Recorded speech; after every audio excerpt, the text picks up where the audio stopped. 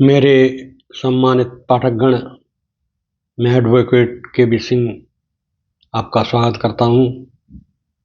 मैं अब भारतीय नागरिक सुरक्षा संहिता की धारा 154 के का बी भाग बताता हूं। आप लोग ध्यानपूर्वक सुनें।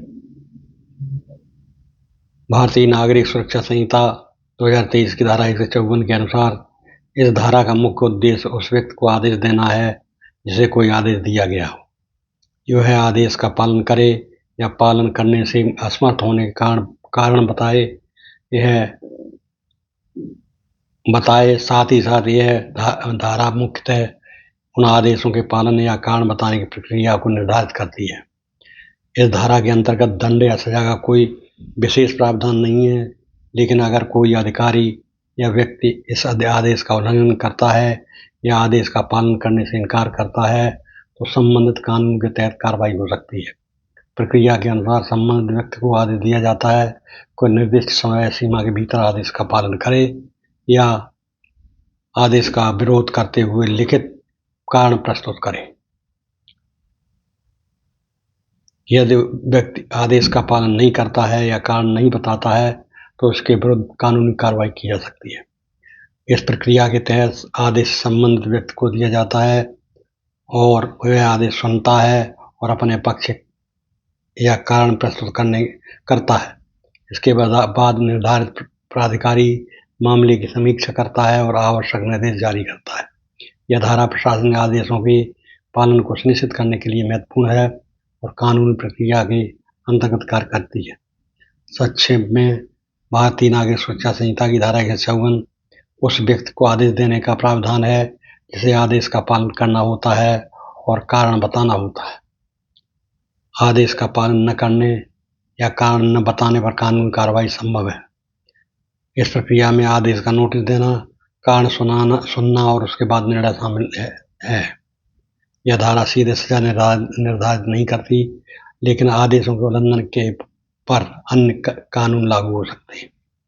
यह धारा पुलिस या संबंधित प्राधिकरण द्वारा जारी आदेशों के पालन को सुनिश्चित करने के लिए है। इसे व्यवस्थित और न्यायसंगत प्रक्रिया के अनुसार लागू किया जाता है।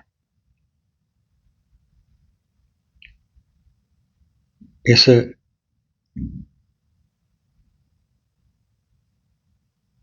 154 के अंतर्गत स्पष्ट सीमाएं और प्रकार तौर पर निर्दिष्ट नहीं है। दंड की कोई स्पष्ट इसमें व्याख्या नहीं की गई है। यह धारा मुख्यतः आदेश के पालन का कारण बताने की प्रक्रिया से संबंधित है, जिसमें यदि कोई व्यक्ति आदेश का उल्लंघन करता है या कारण नहीं बताता है तो इसके खिलाफ कानूनी कार्रवाई की जा सकती है। कानूनी कार्रवाई की प्रकृति और दंड का निर्धारण इस आधार पर होता है कि उल्लंघन किस प्रकार का है और संबंधित प्रावधान किन अन्य कानून जैसे भारतीय दंड संहिता या संबंधित सुरक्षा कानूनों के अंतर्गत आते हैं। सामान्य रूप से ऐसे मामलों में जुर्माना, चेतावनी या प्रशासनिक सजा हो सकती है। यदि उल्लंघन गंभीर हो और अन्य अपराधों के अंतर्गत आता हो तो आईपीसी की धाराओं के तहत कैद या आर्थिक दंड भी लगाया जा सकता है।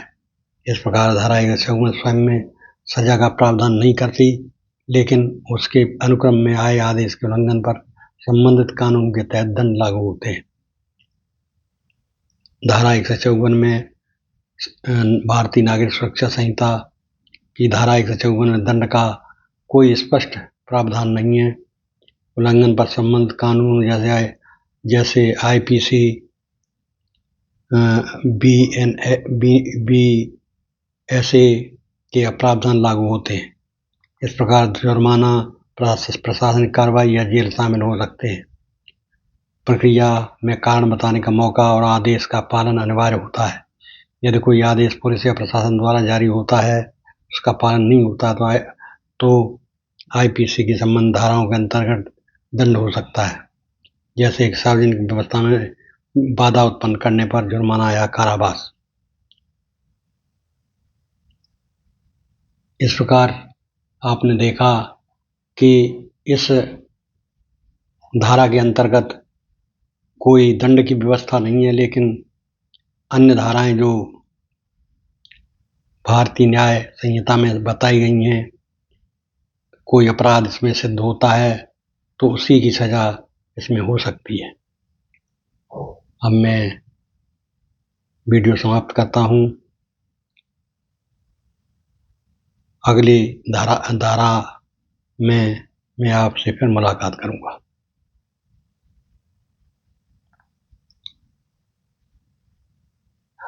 अब मैं आपको इसमें एक और चीज़ बता दूँ कि भारतीय दंड संहिता या भारतीय न्याय संहिता से उदाहरण देते हुए दंड सीमाओं को समझना उपयुक्त होगा। आईपीसी की धारा 230 से 263 सार्वजनिक स्वास्थ्य सुरक्षा एवं नैतिकता से संबंधित अपराधों और दंडों का प्रावधान करता है। इसके अलावा 506 आपराधिक धमकी के अंतर्गत सार्वजनिक शांति भंग करने वाले अपराधों के लिए जुर्माना या कारावास की सजा निर्धारित है। उदाहरण के तौर पर धारा 323 जानलेवा चोट पहुंचाने के लिए 3 साल की कैद, जुर्माना या दोनों की सजा है। धारा 65 के तहत जुर्माना न देने पर न्यायालय कारावास की अवधि निर्धारित कर सकता है, जो सीमा निर्धारित करता है कि जुर्माना भुगतान न करने का कितना अतिरिक्त कारावास हो सकता है। इस प्रकार दंड की सीमाएं प्रकार सजा के अपराध और उसकी गंभीरता पर निर्भर करते हैं, जो आईपीसी की विभिन्न अध्यायों और धाराओं में विस्तृत रूप से दिए गए हैं। यह दंड जुर्माना, कैद या दोनों के संयोजन से हो सकता है। इस प्रकार आपने देखा कि भारतीय नागरिक सुरक्षा संहिता की जो धारा 153 है, उसमें स्पष्ट सजा का प्रावधान नहीं है, बल्कि भारतीय न्याय संहिता या आईपीसी के तहत इसमें जो अपराध होते हैं उसमें उसका सजा का प्रावधान है। अब मैं अगले वीडियो में आपको अगली धारा के बारे में बताऊंगा। तब तक धन्यवाद।